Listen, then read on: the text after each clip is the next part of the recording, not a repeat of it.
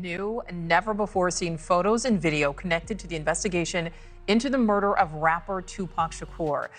Well, tonight we're getting our first look at new video from a massive weekend raid. You can hear the officers calling out the man living inside, Dwayne Keith Davis, known as Keefy D, who has claimed he is one of only 2 surviving eyewitnesses to the murder of Tupac Shakur. Police order him out of the home and then move in to begin searching for a list of items that could tie him to the murder. Ultimately, our persistence in this investigation has paid off. What the cops discovered at a place Tupac visited shortly before his death changed everything. End at paid off. The cops uncovered a horrifying truth at the place Tupac visited shortly before his death, a discovery that changes everything. Inside a forgotten motel room, 12 pages of warnings and betrayal lay hidden, filled with fear and desperation. Every mark and word screamed of broken trust and danger closing in long before the bullets ever flew. More importantly that than, let's get something real meaty, real political. I really just want to put myself, make myself being political by having my principles, living by my principles, and applying myself to today's society. Keep walking back, take a step to your left, step to your left. By now, most people think they understand how Tupac's story ended. It all happened in a blur, a chaotic night of flashing lights, a car pulling up, and gunshots tearing through the silence. But that version skips the most uncomfortable part. September 7th, 1996 was not the beginning of anything.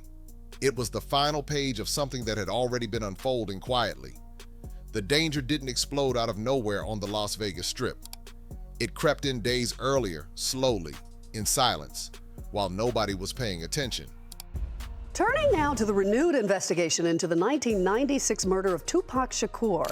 This is now available to the public. It includes pictures and video of the car Shakur was riding in the night of his death. What makes this harder to sit with is the idea that Tupac wasn't blindsided. The evidence cops later came across suggests he was counting down. It didn't happen in public or loudly. It happened quietly and privately. There were signs he knew the timing was closing in, and those signs weren't created after the bullets. They existed before them. That changes the entire emotional weight of the story. This wasn't chaos. This wasn't random. This was something he felt coming. This newly released evidence showing never-before-seen details in a case that's cracked wide open some 27 years later. End at later. Just 2 days before the shooting on September 5th, Tupac checked into a place that didn't match his life at all. A decaying roadside motel sitting about 3.7 miles away from the Strip. There were no bright lights, no attention, and no security cameras that actually mattered. He didn't bring his crew. He didn't bring protection. He showed up with one duffel bag and asked for room 305. That detail alone raises questions. Stars don't usually choose places designed to be forgotten, but this one was. The way that a camera was placed into the facility was by a correctional officer bringing it in, which was very, very not a part of their job description. The motel itself barely registered as a location worth remembering. Cracked walls, old carpet, the kind of place people pass without looking twice. And that's exactly why it mattered. Room 305 wasn't about comfort, it was about isolation. The front desk clerk later said something that stuck with investigators for years. Tupac didn't ask about room service. He didn't ask about checkout time. He asked how many exits the building had. That's not a vacation question, that's a survival question. And these photos and videos are just some of the evidence that was shown to a grand jury, helping them build their case. Inside that room, the version of Tupac most people recognized started to disappear. Over the next 48 hours, he barely slept. He paced. He checked windows. He counted time instead of killing it. There were reports of the same car being spotted near the motel 3 nights in a row. Not speeding, not doing anything dramatic, just there, watching. That kind of thing changes how a person thinks. Confidence starts shrinking. Trust starts breaking. I actually had pictures of me and Tupac Shakur with the prison bars behind us. So it made me some type of closer to Tupac. Phone calls became shorter. Familiar voices didn't feel safe anymore. People he normally leaned on suddenly felt too close. This wasn't panic for the sake of panic. This was a shift. Tupac stopped acting like someone chasing success and started acting like someone trying to contain damage. The difference matters. Paranoia is fear without proof. What he was experiencing felt more like confirmation. It kind of protects the high classification person that's placed in this unit, and it protects the person from having any interaction with any other inmate. Years later, when cops reopened parts of the case, they didn't expect to find anything meaningful tied to that motel. It was supposed to be irrelevant. But inside a dresser drawer in room 305, they found something that shouldn't have existed at all. A spiral notebook dated August 1996. Not lyrics, not poetry, names, numbers, tallies. Some names crossed out so aggressively they looked erased on purpose, like decisions had already been made.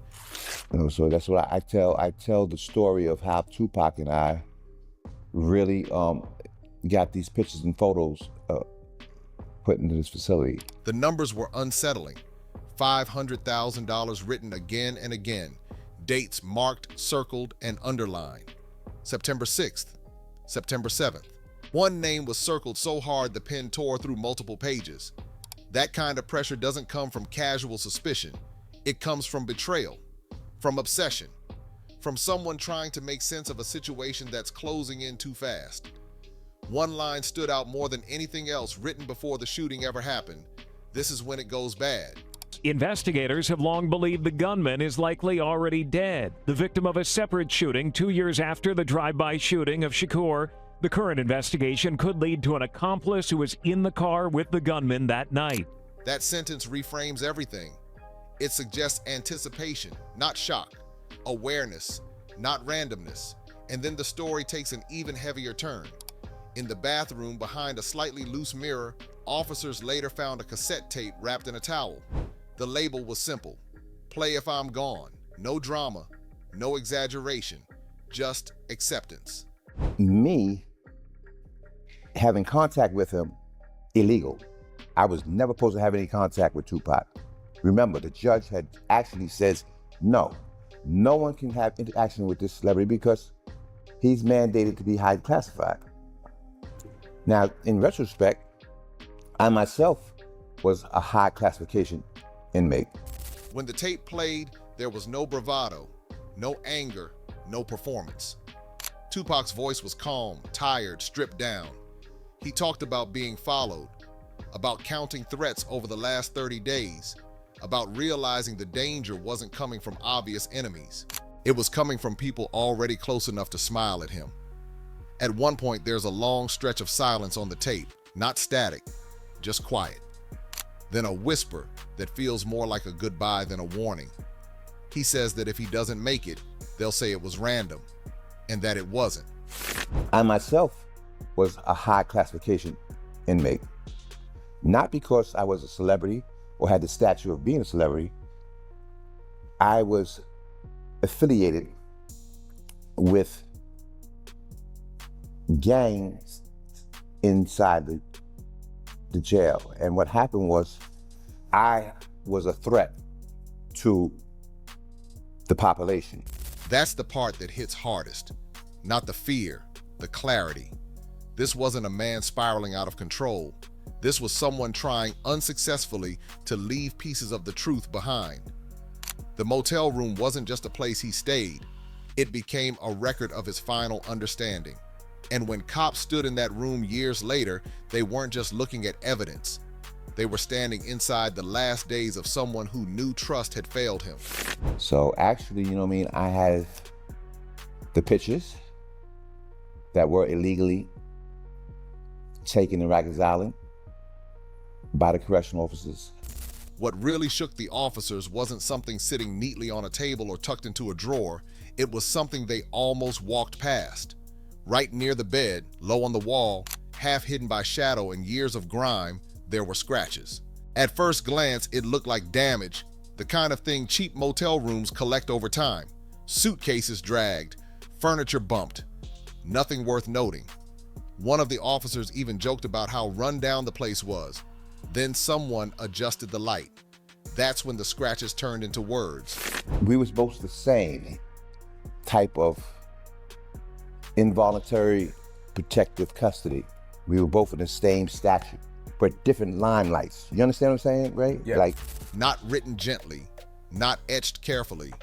These were carved deep, uneven, angry. Like whoever did it wasn't worried about being neat.